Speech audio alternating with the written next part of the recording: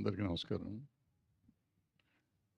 15 ఏళ్ళు అయిపోయింది సినిమాలు తీసి, చూడటం అయితే బయట సినిమాలకొచ్చి మాట్లాడటం అయితే గాలిపోగు చేసి మాట్లాడొచ్చు. కొంచెం టెన్షన్‌గా ఉంది చాలా రోజుల తర్వాత సొంతంగా సినిమా అనేసరికి.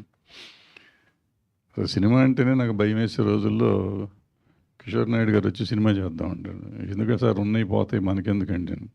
దీనికి తోడు మా జగపతి బాబు దగ్గరికి వెళ్ళాం. సరే ఆయన కథ ఆయనతో ఉంది కదా అని ఆయన దగ్గరికి వెళ్తే నేను చెప్పింది ఆయన చెప్పాడు.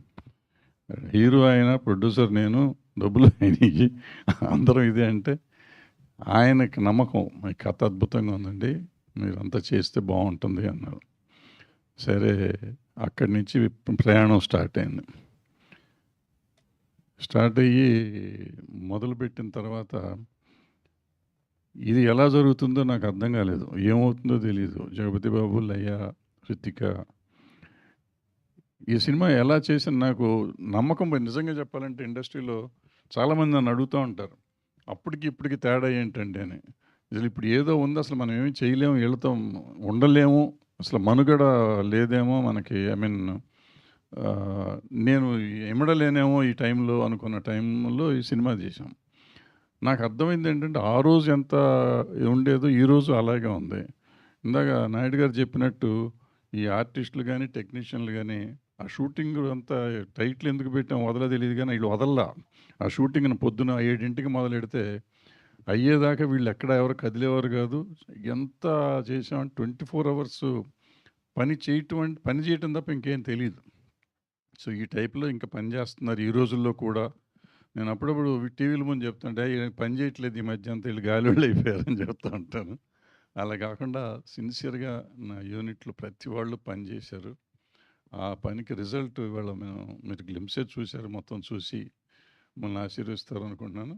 ఈ సినిమా అనుకోగానే నాకు అంటే ఇది ఇవాళ ఉన్న పరిస్థితుల్లో మన సినిమాలు తీయటం, రిలీజ్ చేయటం చాలా కష్టమని మా సునీల్ నారంగ్ మిత్రుడు సునీల్ నారంగ్ దగ్గరికి వెళ్ళి నేను రామ్మోహన్ రావు గారిని కలిసిచ్చాను. So they were kind enough to present this film. So Sunil Narang వాళ్ళ ప్రజెంటేషన్లో, రామ్మోహన్ రావు గారు శ్రీ వెంకటేశ్వర క్రియేషన్స్ ప్రజెంటేషన్లో ఈ సినిమా చేస్తున్నాము.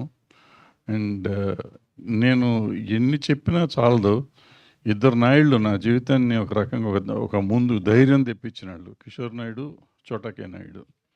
వీళ్ళిద్దరూ అంటే నాకు జగపతి బాబు గారితో చాలా భయం ఉండేది. ఎందుకంటే అంతఃపురం చేసాం, అద్భుతంగా చేశాడు, కానీ మేమిద్దరం డైరెక్ట్గా చరిత్రలో ఆయన ఎప్పుడు సినిమా చేయలేం. సో ఈ సినిమా ఏముంటుంది, ఎలా చేస్తాడు ఏమో అనుకున్నాను. ప్రొడ్యూసర్ల కంటే కూడా ఎక్కువ చేశాడు ఆయనే ప్రొడ్యూసరు, ఆయనే డైరెక్టరు, ఆయన ప్రతి సర్వం ఆయనే అనుకున్నాడు. ఈ సినిమాలో జగపతి బాబు లేకుండా ఈ cinema you cannot imagine this film. So అంత ఇన్వాల్వ్మెంట్ అయ్యి చేసిన జగపతి బాబుకి, చోటాకే నాయుడుకి అసలు ఈయన చెప్పిన తరగదు. వీళ్ళిద్దరికీ ఐఎమ్ థ్యాంక్ఫుల్ టు దెమ్.